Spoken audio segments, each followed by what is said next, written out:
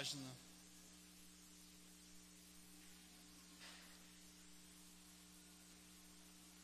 Estamos capítulo 25, versículo 1, nos diz o seguinte: Disse o Senhor a Moisés: Fala aos filhos de Israel que me tragam a oferta de todo homem cujo coração mover para isso. Dele recebereis a minha oferta.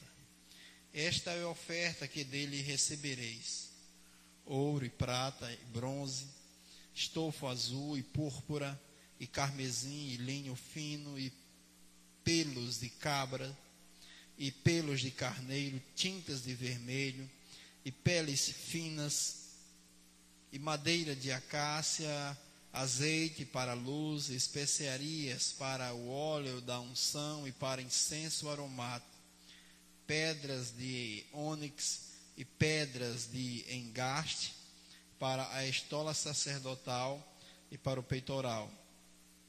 E me farão um santuário para que eu possa habitar no meio deles. Pai, a tua palavra ela foi lida, cantada, e nós te queremos mais uma vez te suplicar. E sempre estaremos nessa dependência, a fim de que o Senhor nos use como instrumentalidades para a tua boa vontade. Não permitas, ó Pai, que a tua palavra ela volte vazia, até mesmo porque a promessa tua, ela prosperará naquilo que ela foi enviada. Então vivemos tempos difíceis, tempos, segundo a tua palavra, em que os homens não darão ouvidos à verdade, mas antes se entregarão a fábulas, a espírito enganadores. Tem misericórdia de nós, para que rejeitemos toda esta artimanha, toda esta prática injusta, e nos apeguemos com amor à verdade, para a tua glória, ó Deus Pai. E no nome de Jesus que nós te rogamos. Amém. Então, irmãos, chegamos aqui no linho fino. E o linho fino simboliza pureza, né? O linho é muito interessante. Feito de um linho egípcio, foi tecido finamente, branco resplandecente, e levou um nome especial, byssus. Este material era usado para artigos de vestuário, para a realeza e pessoas de posição, e foi achado nas tumbas dos faraós. Foi encontrado em uma tumba linho com 152 linhas por polegada na urdidura e 72 linhas por polegada no tecido. Linho branco sempre fala de pureza e retidão. Apocalipse 15:6. E os 7 anjos que tinham as 7 pragas saíram do templo, vestidos de linho puro e resplandecente, e cingidos com cintos de ouro pelos peitos. Apocalipse 3:5. O que vencer será vestido de vestes brancas. De maneira nenhuma riscarei o seu nome do livro da vida, e confessarei o seu nome diante do meu Pai e diante dos seus anjos. Apocalipse 14:2. E seguiam-no os exércitos no céu em cavalos brancos, e vestidos de linho fino, branco e puro. Os tecidos de linho fino fala de retidão e simboliza Jesus, o Filho do homem, imaculado, puro e sem pecado. Então, esses são os aspectos da natureza de quando a Bíblia fala de linho fino.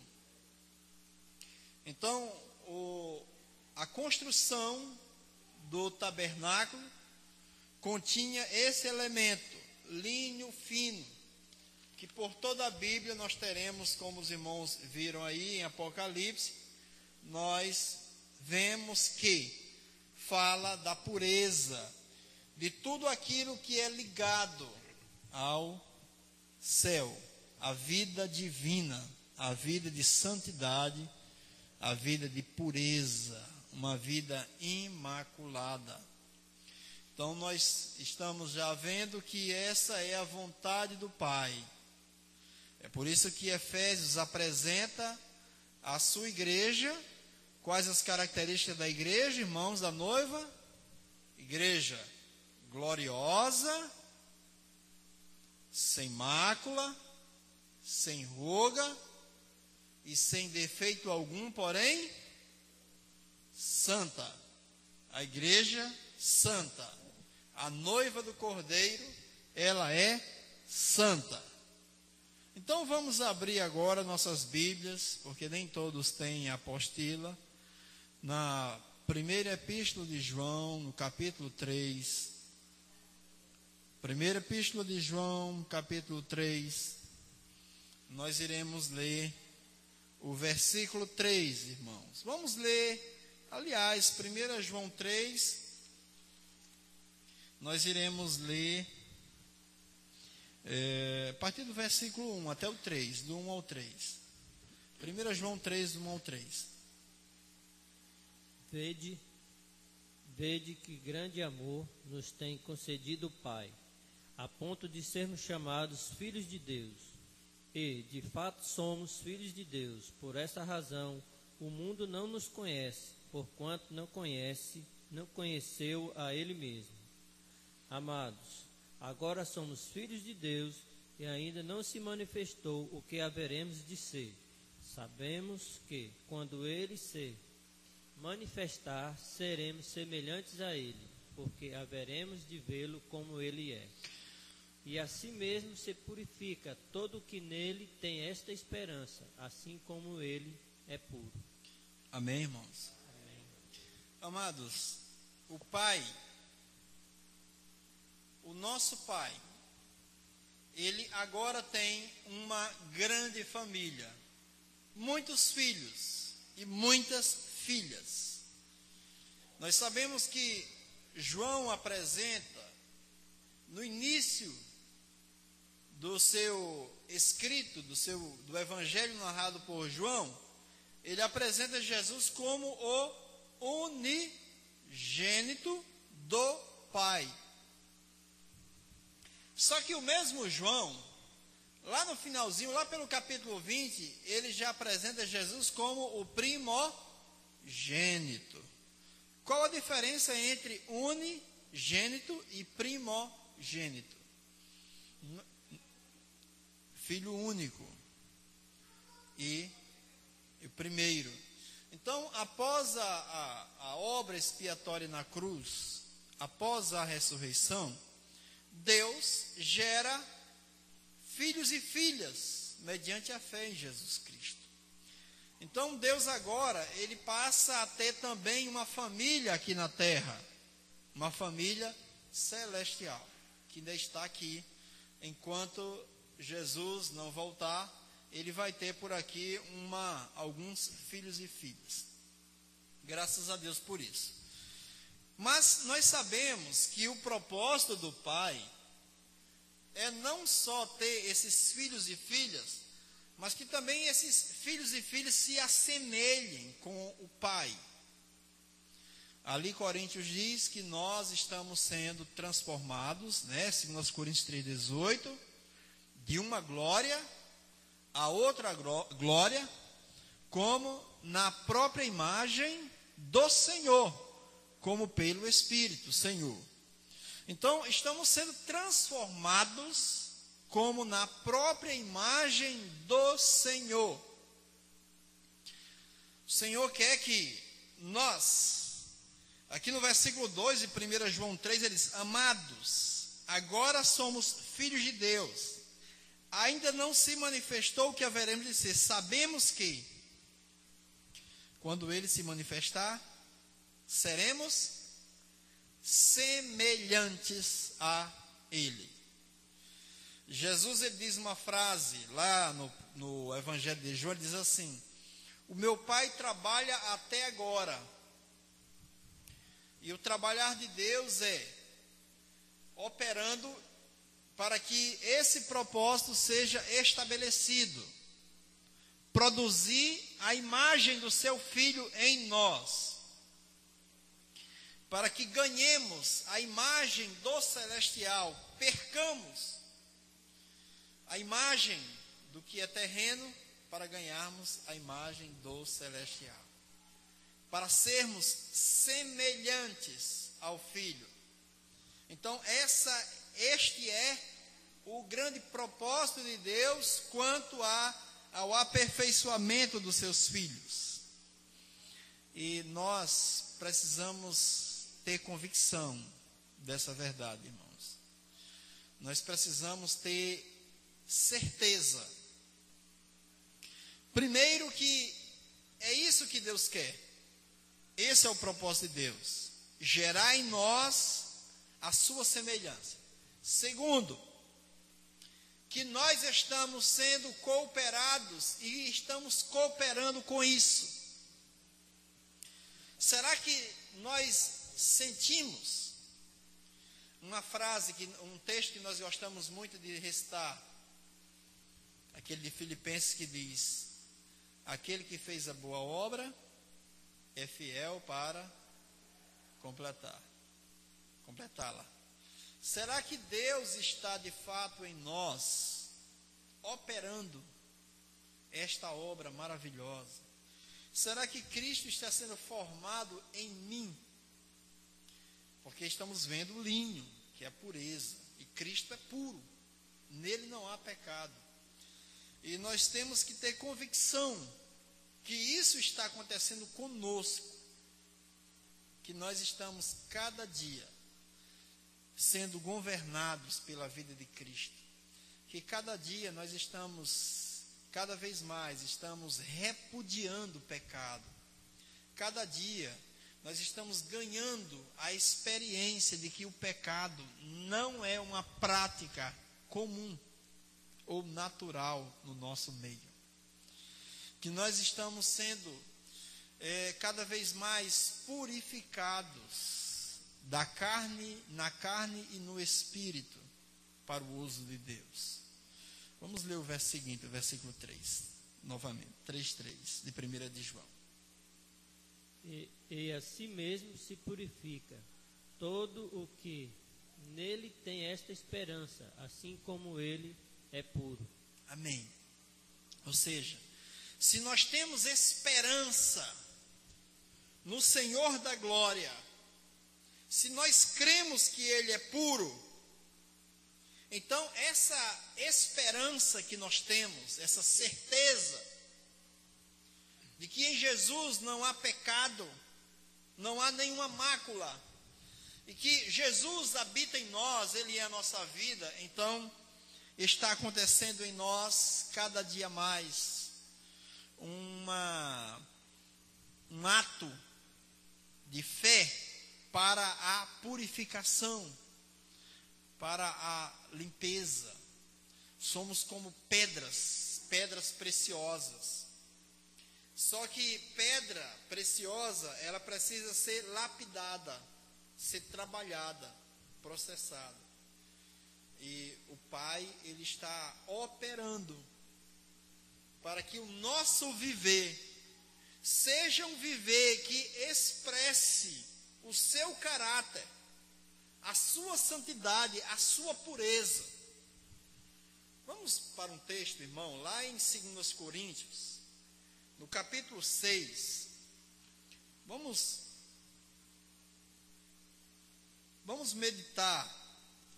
2 Coríntios capítulo 6, vamos meditar na profundidade desse texto.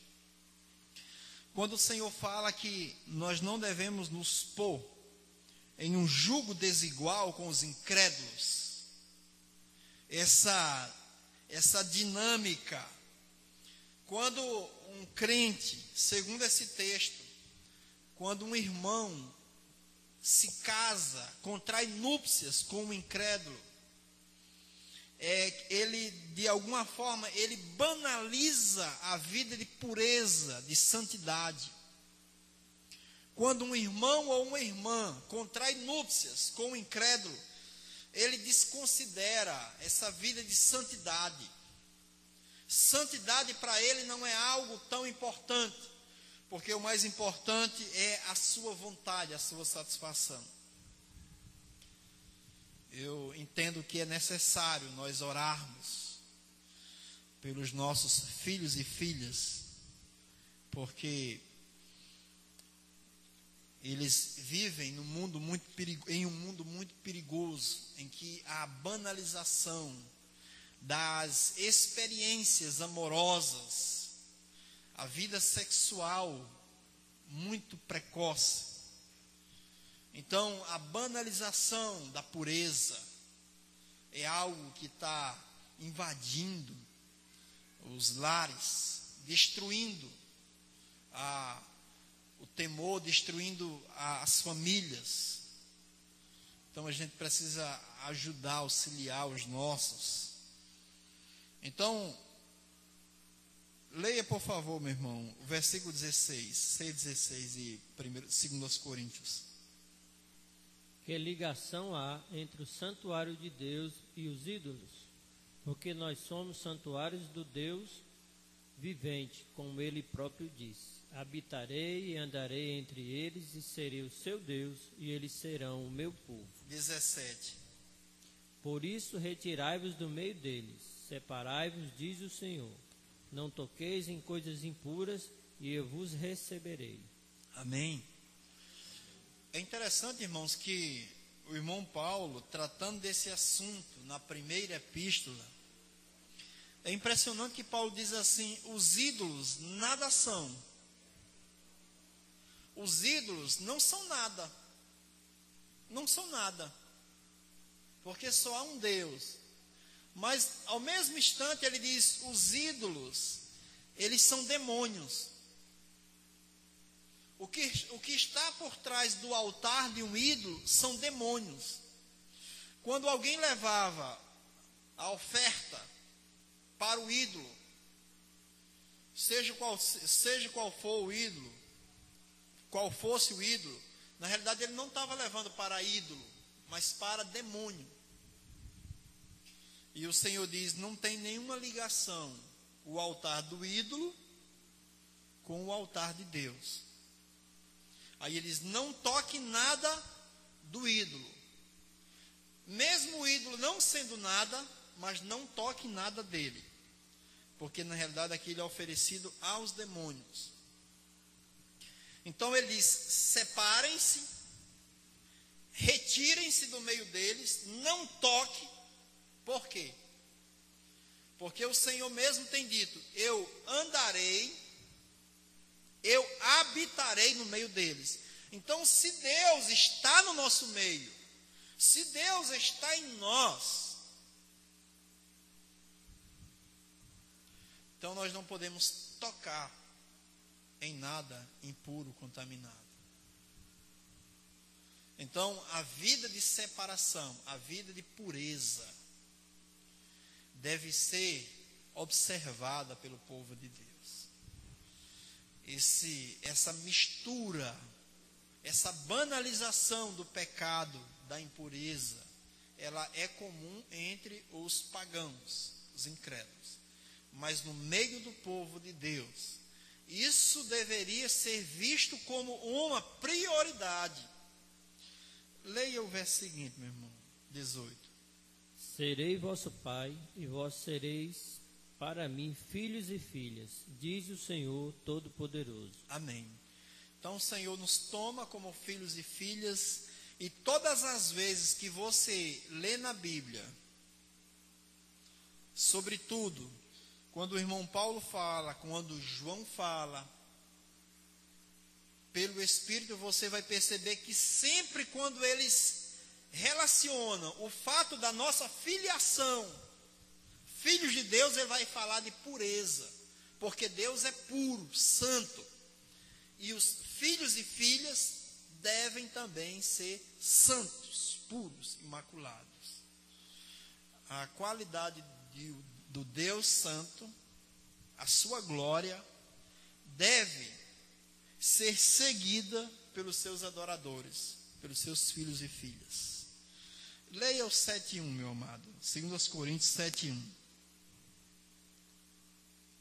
Tendo, pois, ó amados, tais promessas, purifiquemo-nos de toda impureza, tanto da carne como do espírito, aperfeiçoando a nossa santidade no temor de Deus. Amém? Amém. Olha que coisa maravilhosa. Essas promessas, que promessas? De Deus estar em nós, andar no nosso meio. Somos filhos de Deus, então, tendo tais promessas, purifiquemo-nos de toda impureza.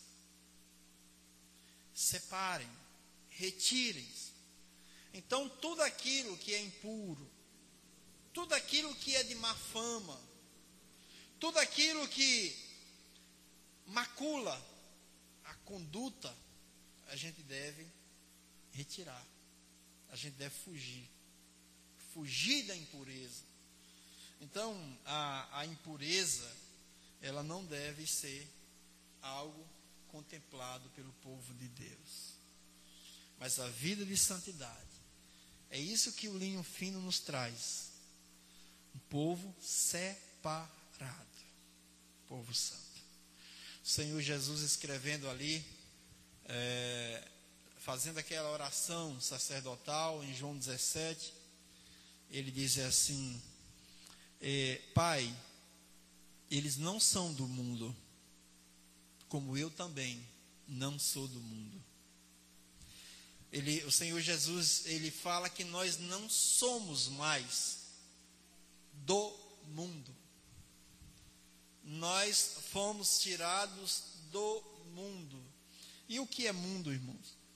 Mundo é todo o sistema, todo modelo do cosmos, que é direcionado a uma rebeldia a Deus, a uma contradição à vontade de Deus, a um povo que despreza a Deus, a um povo que até, em nome do bem-estar, ele despreza Deus. Observe que a ideia dos naturistas, daqueles que se dizem naturistas, amantes da natureza, eles têm uma ideia que diz: toda forma de amor deve ser venerada, permitida. Nenhuma forma de amor deve ser proibida. O importante é amar. Não é assim que eles dizem? Só que, irmãos, nós não podemos nos acharmos lutando contra Deus. Se Deus diz que há um uso natural, nós não podemos andar em prostituição, nós não podemos andar na lascívia, não podemos andar em forma de amor diferente à natureza. Se nós ousarmos a viver assim, nós colheremos os frutos desse nosso andar. Porque aquele que semeia na carne ceifará corrupção. Então, não adianta, irmãos, querermos lutar contra Deus. A gente não pode vencer Deus. Deus, ninguém zomba. Vamos ler outro texto, João capítulo 8. Vamos ler o versículos 23 e 24, irmãos. Eu achei interessante essa colocação aqui, ó. Eu achei interessante, mas não entendi. Purifiquemo-nos de toda impureza, tanto na carne como do espírito. De alguma forma, o nosso espírito também há contaminação. De alguma forma, o nosso espírito, ele ainda tem resquícios da vida morta, de um espírito morto. Não necessariamente que o nosso espírito, ele no estado de morto, ele vivia pecando, mas que Eu creio que pelo fato de ele estar morto, ele permitia a carne dominar. E isso nós ainda arrastamos hoje. A gente não sabe ainda viver no Espírito. É por isso que a gente precisa purificar também no Espírito, para que o Espírito aprenda a viver adequadamente no governo, em comunhão com Deus. Então, o cristão precisa ter atenção, porque ele tem um Espírito, e esse Espírito também precisa ser purificado de alguma forma. Bem interessante, né? São coisas que devem nos chamar atenção, e a gente tem que pedir a Deus também que nos ensine a esses pormenores. Um apelo à santidade, né? Talvez aí está mais ligado ao amadurecimento do Espírito. O nosso Espírito precisa amadurecer. Eu entendo que a expressão mais correta é essa: o amadurecimento do nosso Espírito. Assim como também o amadurecimento da carne, né? Amadurecimento do Espírito e da carne. João capítulo 8, versículos 23 e 24. Uma expressão que o Senhor Jesus Cristo usa nesse texto. Pode ler. E prosseguiu: vós sois de cá de baixo, eu sou lá de cima. Vós sois deste mundo, e eu deste mundo não sou. Por isso eu vos disse que morrereis nos vossos pecados, porque se não credes que eu sou, morrereis nos vossos pecados. Oh, irmãos, coisa maravilhosa, irmãos. Coisa preciosa. O Senhor Jesus está dizendo que esse povo aqui era a perseguição dos fariseus a ele. E ele disse para os fariseus: vocês vão morrer no pecado de vocês, porque vocês não creem que eu sou.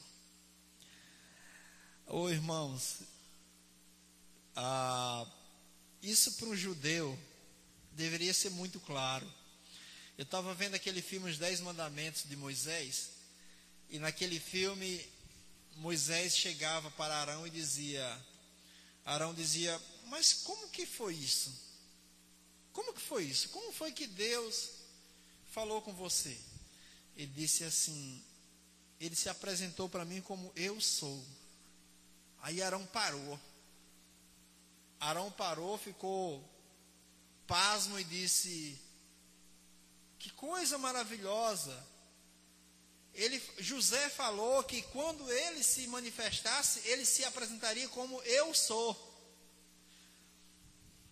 E quando Jesus diz, ele fala: se vocês não crerem que eu sou, morrerei nos vossos pecados. Então associe o texto. Moisés vai a Faraó e diz: eu sou, mandou libertar o meu povo. Então o perfil, o nome do libertador é eu sou. E Jesus também veio, segundo Hebreus, e segundo esse texto em 1 João 3, 5, ele diz: Jesus se manifestou para quê?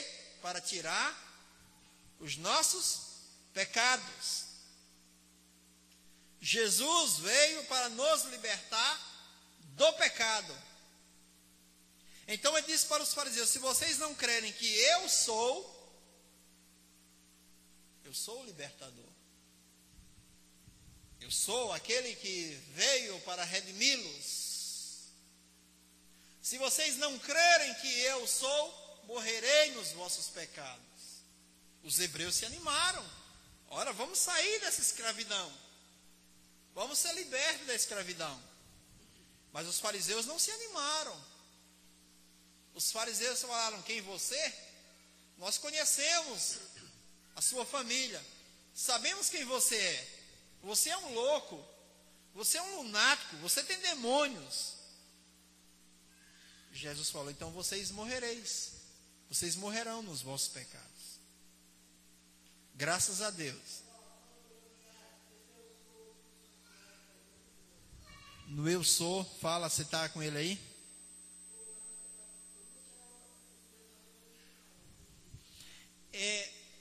Não, geralmente quando esse eu sou, ele está mais ligado ao Yahvé. Mas esse eu sou, ele demonstra a mão poderosa, o Deus Todo-Poderoso. Tá? Ele, quando se manifestou como Deus Todo-Poderoso. Então, esse eu sou é o Todo-Poderoso que veio nos libertar dos nossos pecados. Ok? E os fariseus disseram: você blasfêmia. Você está blasfemando, aliás. Você fala que é Deus. Você é um louco. Você não sabe o que está dizendo. Irmão Carlos, tem algo aí na tua versão, irmão Carlos, que ajuda? Irmão Carlos, quer ler na tua versão? Pois não, irmão, fala.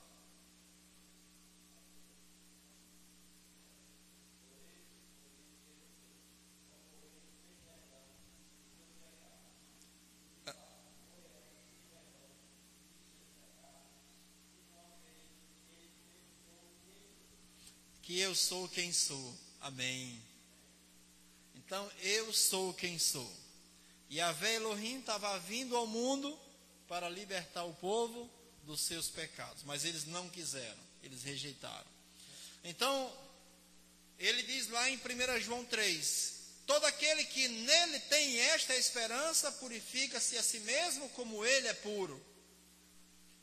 Então, amados, o projeto de Deus é purificar para si um povo exclusivamente seu. Está lá em Tito, né? Purificar para si mesmo. Olha aí.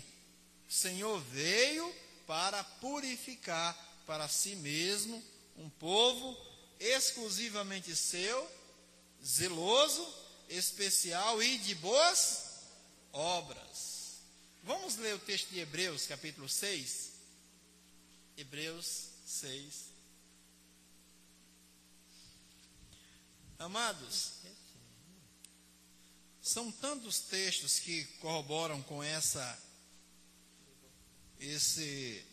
fala do Senhor, que o Senhor de fato veio para nos purificar, para nos libertar, tá? E que nós precisamos, irmãos, permitir que o Senhor faça isso. Vamos ler antes. Talvez, irmão, falar, não tem nada a ver com o que nós estamos vendo, mas vamos por parte. Aqui são fragmentos, são peças, são chaves que vai colaborando, que vai como peças de um quebra-cabeça que vai dando sentido a esse poema que Deus está compondo.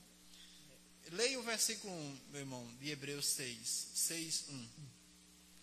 Por isso, pondo de parte os princípios elementares da doutrina de Cristo, deixemo-nos levar para o que é perfeito, não lançando de novo a base do arrependimento de obras mortas e da fé em Deus. Ele fala aí, nós devemos deixar aquilo que é início, aquilo que é princípio, aquilo que é elementar, deixar. Ele foi bom, foi útil. Foi bom enquanto você tomou leite, papa na mamadeira. Foi bom enquanto você recebeu a comidinha, foi maravilhoso. Mas agora você deve permitir que Deus lhe leve para a maturidade. Que Deus lhe conduza. Aquele texto que o irmão Paulo diz, esquecendo-me das coisas que para trás ficaram, prossigo para o alvo. Eu prossigo para o prêmio da soberana vocação. Eu avanço para conquistar aquilo que me conquistou. Então ele fala de maturidade. O escritor aos Hebreus convida-nos a avançar a maturidade. Por quê? Qual o perigo da imaturidade cristã? A gente viu isso lá no interior. O escritor aos Efésios diz no capítulo 4, no versículo 12, que nós não podemos ser mais meninos. Por quê? Porque meninos, ele dá muito ouvidos os ensinamentos heréticos de homens que usam de artimanhas para conduzir-nos aos erros. Então, os meninos, eles são comum tropeçar e cair. O cristão menino, ele é muito comum viver tropeçando. Some da comunhão, chega depois como um cachorro desconfiado que quer uma mudança, todo arrependido, todo triste, porque tropeçou, porque, sabe, não andou adequadamente. Então o escritor aos Hebreus vem e diz, olha, deixemos as coisas elementares à parte, de lado, e vamos avançar para a maturidade. Veja como isso tem uma ligação muito forte. Leia, por favor, meu amado, versículo 7, 6, 7 de Hebreus.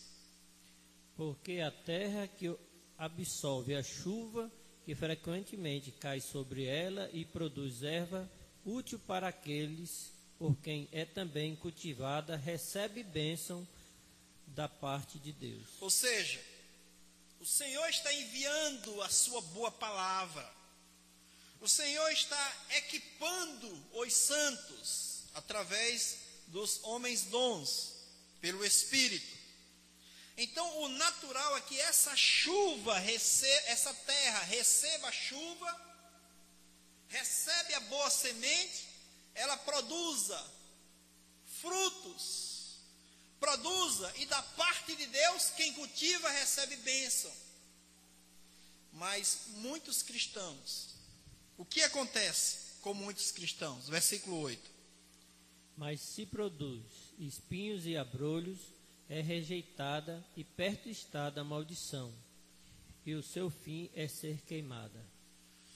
Então ele está dizendo que ao invés de uma boa produção, produz aquilo que não é útil, então perto está da maldição. Não significa que o irmão é maldito, mas o seu viver é muito próximo de uma vida maldita, de alguém que não está recebendo nada do Senhor. Ele vive como se ele não recebesse nada da parte do Senhor. Ele vive uma vida infrutífera. Ele vive uma vida que não corresponde ao chamamento celestial. E ele diz, o seu fim é ser queimada. Nós temos essa doutrina lá em Coríntios, quando o irmão Paulo diz, vede o que você está edificando sobre o fundamento. Porque aquilo que você está edificando é madeira, feno ou palha, vai ser queimado. Porque o fogo vai provar a obra de cada um. E a nossa obra, quando ela não é feita no Espírito, uma vida madura, uma vida de relacionamento com o Senhor, quando nós produzimos espiritualidade a partir da carne, a partir do meu eu, vai ser queimado. A minha obra vai ser queimada. Ela não ficará. Ela não terá substância, ela não terá permanência. Então, o perigo de uma vida cristã na imaturidade, no rejeitar a boa palavra, é isso, irmãos. Por mais que façamos, por mais que produzamos, venhamos a produzir, difícil, né, de conjugar esse verbo. Por mais que venhamos a produzir, mas a nossa produção será sem valor algum para Deus, porque ela é feita na carne. Já um irmão maduro, ele tem mais possibilidade de produzir aquilo que é proveniente de Deus, porque ele vai simplesmente se deixar ser usado. Ele vai ser uma bênção para o Senhor. Então, permitir que o Senhor nos leve nós somos cooperadores de Deus. E com essa vida de cooperar, e como é que nós cooperamos? É permitindo que Deus faça por meio de nós, nos conduza aquilo que Ele já preparou para nós. É experimentarmos tudo aquilo que Cristo experimentou. Vamos ler Hebreus 1:9, para que nós tenhamos essa convicção que o nosso viver, e o Pai está trabalhando para que haja uma vida semelhante, um viver semelhante ao viver do Senhor Jesus, para que nós aprovemos o que Ele aprovou e rejeitemos o que Ele rejeitou. 1:9 de Hebreus. Amaste a justiça e odiaste a iniquidade. Por isso, Deus, o teu Deus, te ungiu com óleo de alegria, como a nenhum dos teus companheiros. Amém? Olha só, o Senhor Jesus amou a justiça e odiou a injustiça. É assim que o cristão, por favor, irmão, 3,14. É assim que o cristão tem que ver a vida cristã. Amar a justiça. Porque o fruto da luz consiste em toda bondade, justiça e verdade. Bondade, justiça e verdade. Está lá em Efésios 5. Então o Senhor Jesus amou a justiça e detestou a injustiça. 3,14 de Hebreus. Porque nós temos tornado participantes de Cristo, se de fato guardamos firme até o fim a confiança que desde o princípio tivemos. Amém? O cristão precisa também viver pautado na convicção, confiança. Um viver sem confiança é um viver instável. Você percebe que uma criança, ela não tem confiança. Ela não tem confiança. Ela não tem convicção.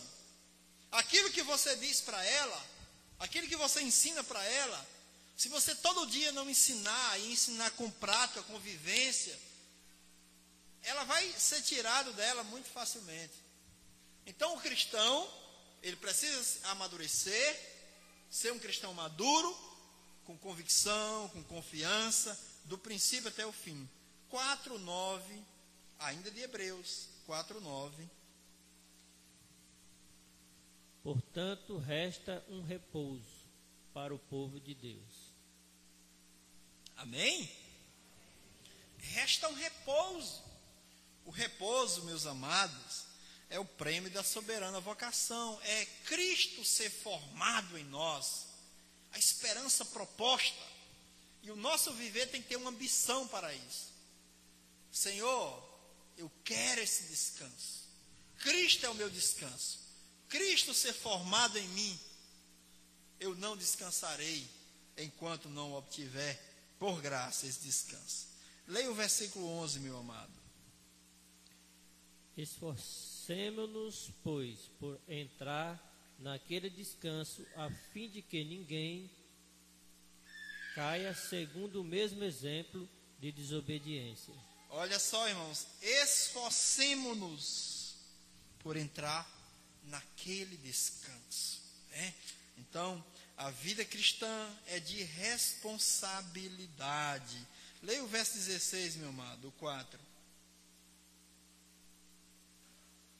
Acheguemo-nos, portanto, confiadamente junto ao trono da graça, a fim de recebermos misericórdia e acharmos graça para o socorro em ocasião oportuna. Aleluia! Achegarmos-nos, portanto, confiadamente ao trono da graça. Então, com convicção.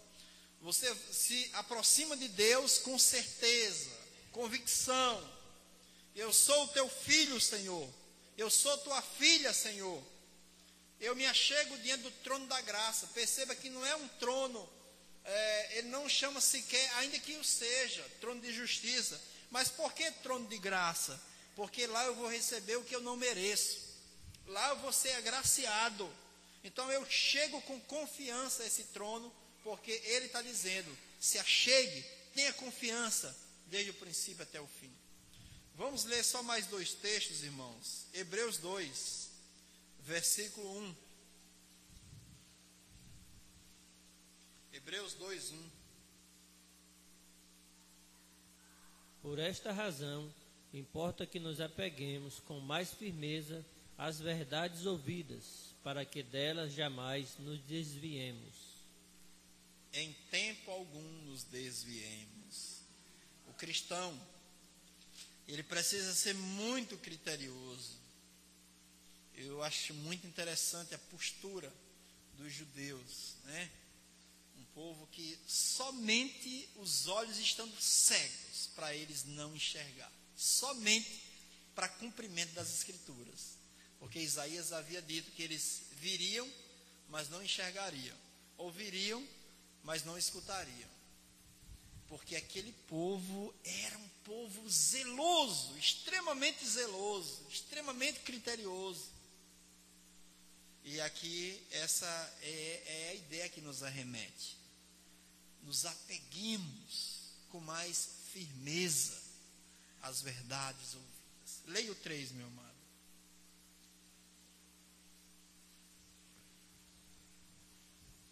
2:3. Como escaparemos nós se negligenciarmos tão grande salvação, a qual, tendo sido anunciada inicialmente pelo Senhor, foi-nos depois confiada pelos que a ouviram?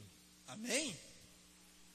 Então, o Senhor anunciou e os que creram confirmaram essa preciosa salvação. Por isso, eu falei que era só 2 versos, mas eu esqueci aqui do capítulo 6, um versículo. Nós lemos, seria injustiça não lermos esse texto do capítulo 6, que nós falamos que a terra aqui, ao invés de produzir o resultado das bênçãos do Senhor, produz espinhos e abrolhos, é rejeitada. Mas olha o que o escritor dos Hebreus diz no versículo 9 para nós. 6:9. Quanto a vós outros, todavia, ó amados, estamos persuadidos das coisas que são melhores e pertencentes à salvação, ainda que falamos desta maneira. Irmãos, ele está dizendo assim: meus irmãos, eu tenho certeza, eu estou convencido de que da parte de vocês eu espero algo melhor. Eu sei que de vocês não irá sair espinhos e abrolhos. Tenho certeza que de vocês não vai sair nada que frustre o plano de Deus. Porque da parte de vocês eu espero coisas melhores. Agora, para isso, irmãos, nos apeguemos com mais firmeza às verdades ouvidas. E esses questionamentos, como o irmão Nildo levantou aqui, ele diz: eu li, mas não entendi. Levem sempre esses ler e não entender para casa e discutam com o Senhor. Discutam com o Senhor. Senhor, eu li, mas não entendi. O Senhor vai, com certeza, continuar a nos falar, porque Ele quer que nós entendamos a sua fala. Ele nos deu o Espírito Santo, o Espírito de sabedoria e de revelação. Amém, irmãos? Amém.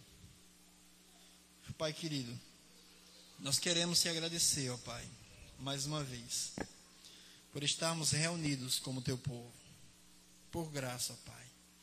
Vem nos fazer cooperar contigo, permitindo que o Senhor nos leve para aquilo que é perfeito, para a maturidade, deixando-nos ser levados e purifiquemo-nos na carne e no espírito, para que vivamos uma vida que corresponda à tua natureza, à tua santidade, à tua divindade, à tua glória e majestade. Que de fato o mundo veja em nós aquilo que é teu, veja em nós a tua santidade, a tua vida, o resplendor da tua glória em nós, por graça, Deus. Só o Senhor pode fazer isso.